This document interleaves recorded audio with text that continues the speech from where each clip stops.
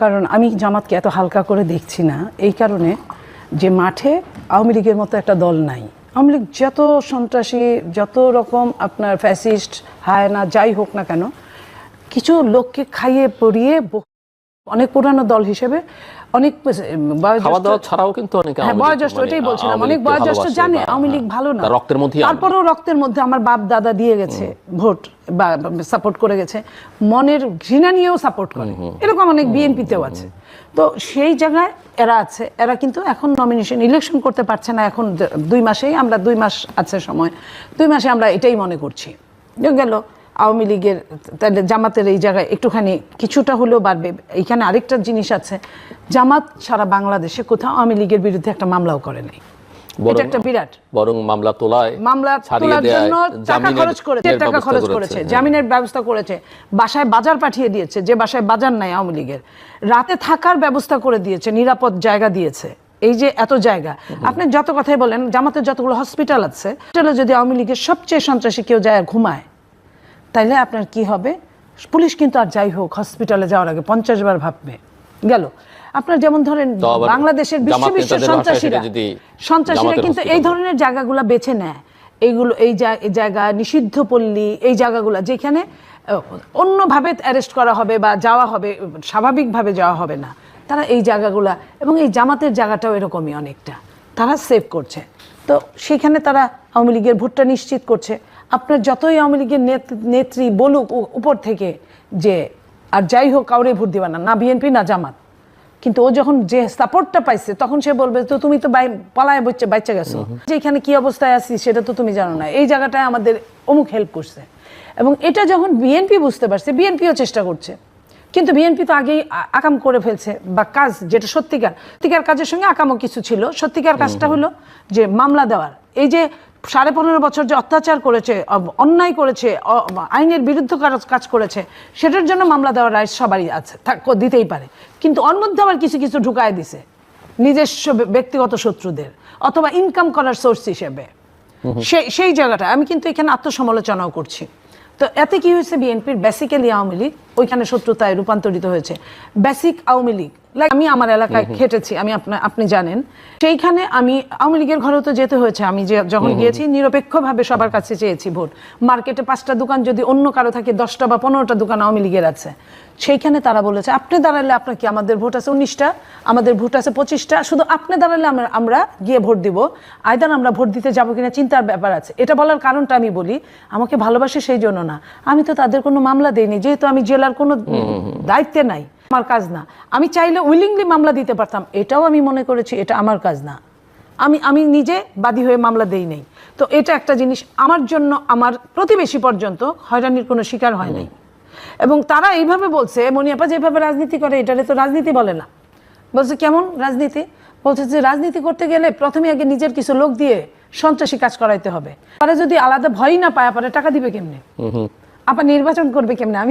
আমি অবাক হয়ে গেছি। এবং আমাকে যারা আমার ওয়েলুসারা এই কথাটা বলতে আসছে, আমি ওটাও বুঝছি যে ওরা কেন বলে, ওদেরও তো একটা ইন্টেনশন কাজ করে যে আপা যদি আমগরে নামাই দিত তাহলে তো আমরা 2টা পয়সা কামাইতে পারতাম।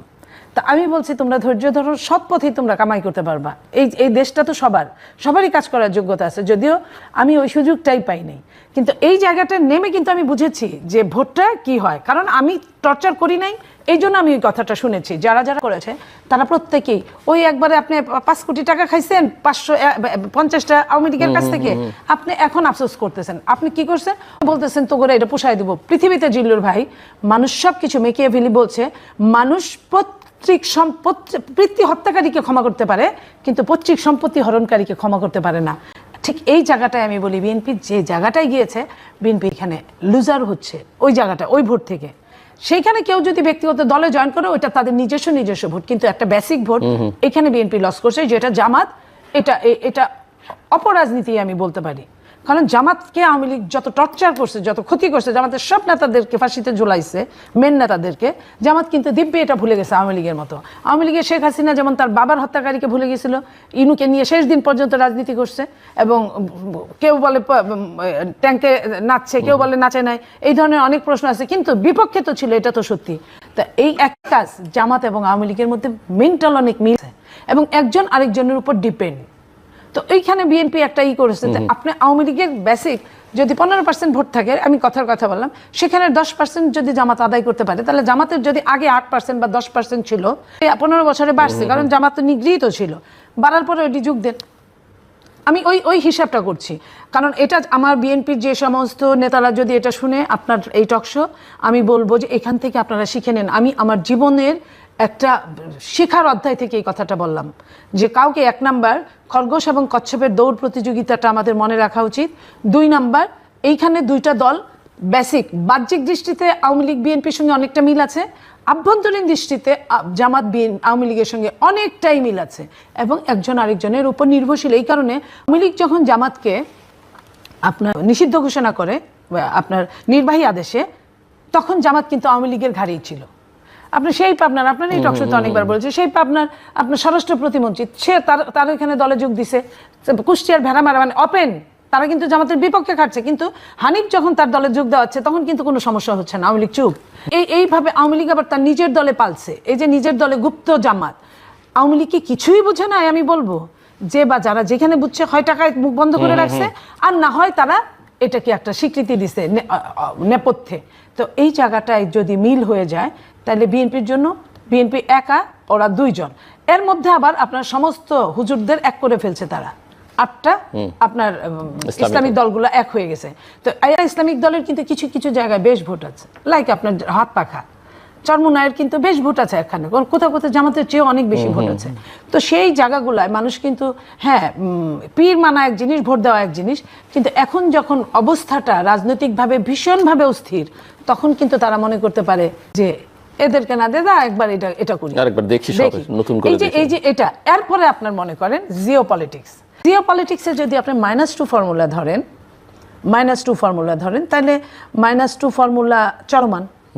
আমার কথা না, শুধু বিএনপির মহাসচিবও বলেন, অনেকেই বলেন, আমার নেতা জনাব তারেক রহমানও বোঝানোর চেষ্টা করেন, আমরা আগের চেয়েও এখন বেশি ষড়যন্ত্রের মধ্যে আছি, দৃশ্যমান এবং অদৃশ্যমান। তো সেইখানে যদি -2, অনেকে বলে -4, তো এই যদি এটা হয়, তাহলে ওই জিও পলিটিক্সের আপনার মুরলরা তারা কখনোই আওয়ামী লীগকে বাড়ি ঘর ছাড়া করে আরেক দেশে পালানোর ব্যবস্থা করে দিচ্ছে। তারা কিন্তু বিএনপিকে ওই জায়গাটায় আনবে না। যে কারণে জামাত মাঝে মাঝে বলে, জামাতের চিফ আমির যে কথা বলছেন যে যেভাবেই হোক ক্ষমতায় আমাদের যাইতেই হবে, এটা কি আপনি মনে করেন এই কথাটাকে বিশ্লেষণ করলে অনেকগুলো উত্তর পাওয়া যায়? এটা শুধুমাত্র আপনার আমার মেন্টাল শক দেওয়ার জন্য বলা না। নাম্বার আপনার, তারা বলেন যে সেক্রেটারি জেনারেল, উনি বলেন যে এখন তো বিদেশিরা আমাদের সঙ্গে সবসময় দেখা করছে, মিটিং করছে, ক্ষমতায় তো আমরা চলেই গেছি। এই কথা, এই লাইনগুলোকে কিন্তু যদি কেউ ফেলে দেয়, সে বিরাট বড় ভুল করবে। সো আপনি নীলুফার মনে এটা বলছেন, আপনি বিএনপির একজন নেত্রী, কিন্তু সামগ্রিকভাবে বিএনপি কি এই পরিস্থিতিটা বুঝতে পারছে কিনা, সেই প্রশ্নটা আমি বিএনপি যদি না বুঝতে পারে, যেহেতু আমার বলার কোনো জায়গা নাই, আমি মিডল ক্লাসের কর্মী বলতে স্বাচ্ছন্দ্য বোধ করি। আপনার এটা মিনি পার্লামেন্ট, আমি পার্লামেন্টে যাওয়ার মতো আমার যোগ্যতা হয় নাই তাদের দৃষ্টিতে, জনগণের দৃষ্টিতে আমি ছিলাম, আমি ওইখানেও কথা বলেছি, আমি আমার ভয়েস রাইজ করার চেষ্টা করেছি। হ্যাঁ, সেখানে আমি আপনার এখানে যে সুযোগটা পেয়েছি, আমি সুযোগের সদ্ব্যবহার করলাম, এখনো ভালোবেসে সুযোগের সদ্ব্যবহার।